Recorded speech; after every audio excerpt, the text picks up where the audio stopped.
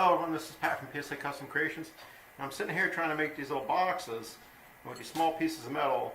I made the mistake of cutting them to size before I cleaned them. Got all the mill scale off, things like that. Just having a hard time cleaning them. Trying to use my grinder, holding my hands, not working. Trying to clamp them,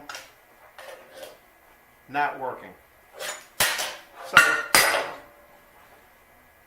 decided to use my trusty little Magswitch. Bought these recently, Magswitches, the 165 models. Really nice. Clamp them in place. Put them in the vise.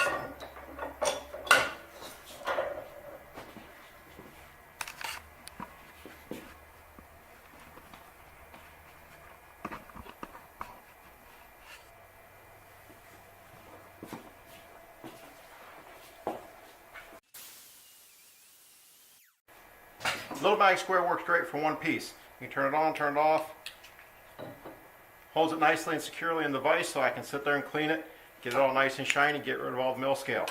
Now for bigger pieces or multiple pieces, I'm sitting here trying to clean 4-inch pieces. Instead of trying to do them one at a time, I have access to something big magnet called a bear paw.